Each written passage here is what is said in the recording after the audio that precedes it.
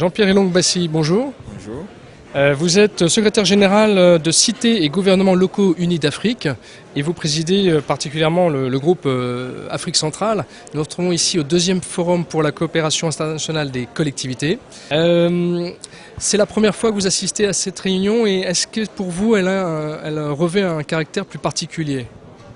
Écoutez, c'est une très bonne initiative parce que la diplomatie des villes est quelque chose qui monte en régime et c'est tant mieux parce qu'elle humanise les relations internationales, elle lui donne un contenu concret et une perspective qui permet d'aborder la question de l'homme de manière très pratique et non plus simplement comme pétition de principe. Et je pense que les collectivités territoriales sont les mieux à même d'apporter cette humanisation des relations internationales. Alors c'est tout à fait juste parce qu'on l'observe dans le monde ce que vous dites, mais alors c'est très étonnant parce que ça veut dire que les États se sont déshumanisés peu à peu, progressivement dans l'histoire.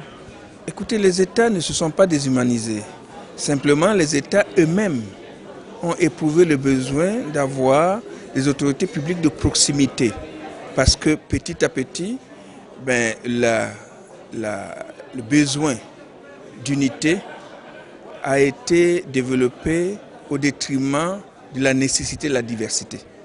Et donc les États eux-mêmes ont éprouvé le besoin d'avoir des autorités de proximité pour maintenir cette attention à la diversité. Et cette attention à la diversité, ce que nous enseigne la science écologique, c'est que sans diversité, il y a assez vite une disparition. Dans ce que vous décrivez comme la diplomatie des villes, je reprends votre expression, qu'est-ce qu'on peut tirer comme état des lieux de la situation actuelle dans la région géographique Afrique centrale et Grands Lacs? Écoutez, si on a fait pour la première fois une rencontre sur la région des Grands Lacs et l'Afrique centrale, c'est que c'est une région relativement affaissée dans ce domaine.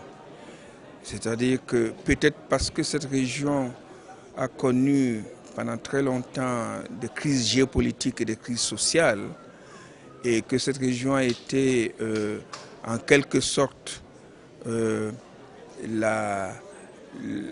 centre des turbulences de l'Afrique, on l'appelle le ventre mou de l'Afrique.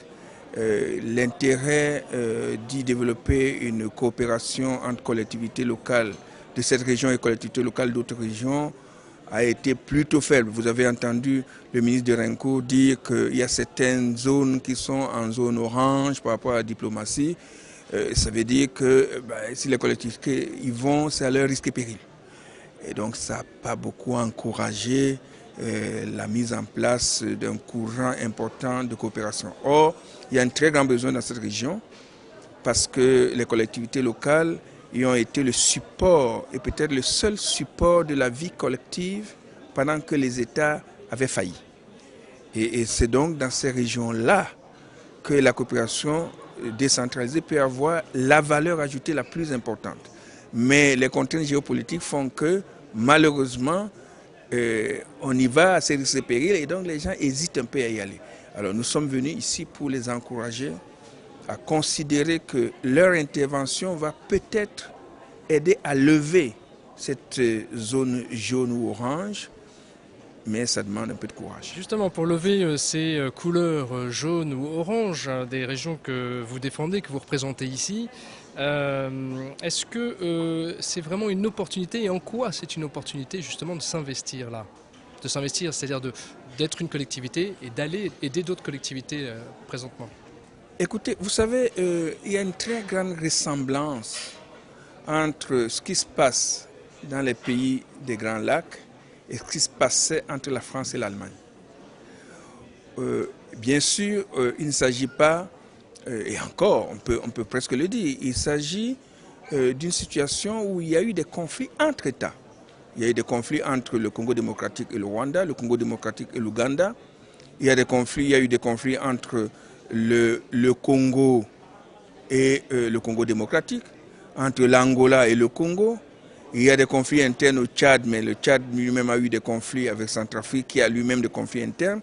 Donc, vous voyez, c'est une région où les gens ont souvent été en crise politique. soit en interne, soit entre États, comme la France et l'Allemagne.